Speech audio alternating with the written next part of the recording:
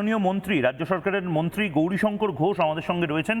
গৌরীশঙ্কর বাবু, স্বাগত আপনাকে। কিন্তু গৌরীশঙ্কর বাবু, আজকে মন্ত্রী হিসেবে নয়, বিধায়ক হিসেবে এবং স্থানীয় রাজনৈতিক নেতা হিসেবে আপনার থেকে জানতে চাই, মুর্শিদাবাদ প্রচণ্ড ভোলাটাইল সেন্সিটিভ একটা জায়গা। সেখানে যদি 100 জনেরও ভুয়ো বার্থ সার্টিফিকেট বানিয়ে দেওয়া হয়, আধার কার্ড বানিয়ে দেওয়া হয়, আমরা জানি না বাংলাদেশের কতজনের আধার কার্ড এরকম বা বার্থ সার্টিফিকেট এরকম হয়তো বানিয়ে দিয়েছে। এ তো বিপজ্জনক। আপনার জেলার কি অবস্থা বলে আপনি মনে করছেন?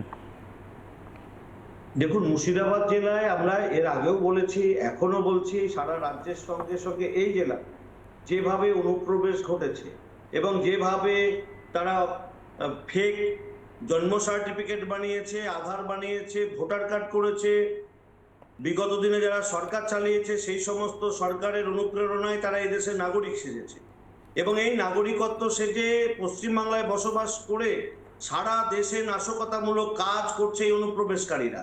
জিহাদি সংগঠন আজকে এখানকার নাগরিকত্ব পেয়েছে তৃণমূল কংগ্রেস এবং বামপন্থীদের ছত্রছায়ায় তাদের সরকারের আমলে। আজকে ভারতবর্ষের সার্বভৌমত্বকে চ্যালেঞ্জ জানাচ্ছে যে সমস্ত জিহাদি সংগঠন, তারা প্রত্যেকেই বামফ্রন্ট এবং তৃণমূল কংগ্রেসের ছত্রছায়ায় থেকে এই বাংলাতে, এই জেলা মুর্শিদাবাদে তারা নাগরিকত্ব অর্জন করেছে। আমরা এর আগেও চিৎকার করেছি, এর আগে আমরা ক্ষমতায় আসার আগে বলেছি যে অনুপ্রবেশ সমস্যা বড় সমস্যা। তো সেই সময়ে অনুপ্রবেশ নিয়ে প্রাক্তন মুখ্যমন্ত্রী তিনি ক্ষমতায় বসে অনুপ্রবেশের যে সমস্যা সেই সমস্যার কথা ভুলে গেলেন। তখন এই অনুপ্রবেশকারীদের নিয়ে তিনি কাজ শুরু করলেন, তাকে ভোটে জিততে হবে, তাদেরকে ভোট লুটের জন্য ব্যবহার করা হলো, তাদেরকে দুষ্কৃতিমূলক কাজ করার জন্য ব্যবহার করা হলো, আর সেই অনুপ্রবেশকারীরা তখন তার কাছে ভালো হয়ে গেল। আমরা ভারতীয় জনতা পার্টি তখনও চিৎকার করেছি, বামপন্থীদের আমলে চিৎকার করেছি। আজকে আমাদের সরকার ক্ষমতায় এসে অনুপ্রবেশকারীদের খুঁজে বের করে পত্রপাঠ বাংলাদেশে পাঠিয়ে দেওয়া হচ্ছে।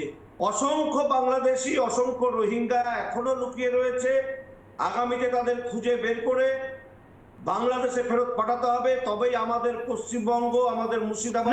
এটা প্যাটার্নটা কি ছিল গৌরীশঙ্কর দা, যদি আপনি একটু আমাদের বোঝান? আমরা যারা কলকাতায় এই মুহূর্তে বসে রয়েছি বা অনেক দর্শক যারা বসে রয়েছে, এরা করতো কি করে? মানে কিছু টাকা দিলে পঞ্চায়েত থেকে এরকম একটা ফেক বার্থ সার্টিফিকেট বা ডেথ সার্টিফিকেট দিয়ে দিত। এবার কাউকে যদি খুন করে তার ডেথ সার্টিফিকেট দিতে হয়, সেটাও তার মানে দিয়ে দিয়েছে অনেকে। অবশ্যই এখানকার প্রত্যেকটা গ্রাম পঞ্চায়েত, পৌরসভা, যেগুলো মোটামুটি একেবারে জেহাদিদের দখলে চলে গেছিল, জেহাদিরা যা বলেছে অর্থের বিনিময়ে সে কাজ হয়েছে।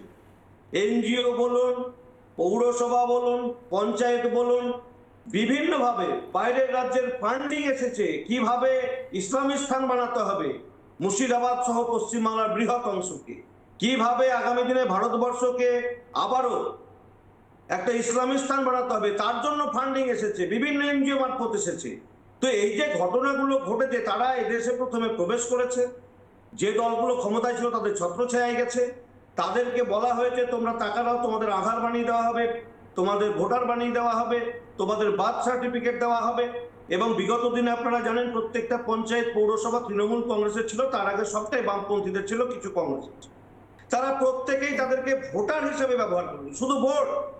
তাদের কাছে দেশ, তাদের কাছে দেশের সার্বভৌমত্ব, দেশের সুরক্ষা, মা বোনেদের সম্মান, আমাদের দেশের বেকারদের কর্মসংস্থান কোনোটা মাথায় ছিল না।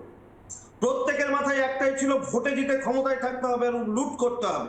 এই মানসিকতা আজকে ভারতবর্ষে জিহাদিদেরকে অনুপ্রেরণা দিয়েছে, পশ্চিমবাংলায় অনুপ্রেরণা দিয়েছে।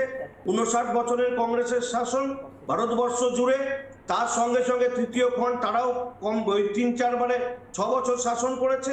এই যে 65 বছর স্বাধীনতার পর 65 বছরের শাসন, 62 থেকে 65 কংগ্রেস এবং থার্ড ফ্রন্ট, তারাও যেভাবে দেশে অনুপ্রবেশকারীদেরকে সমর্থন জুগিয়েছে, একইভাবে পশ্চিমবাংলায় কংগ্রেস, সিপিএম, তৃণমূল সেই সমর্থন জুগিয়ে আজকে বাংলাকে বিপদের সামনে দাঁড় করিয়েছে, বাংলার মানুষকে আজকে কর্মসংস্থান থেকে বিচ্যুত করেছে।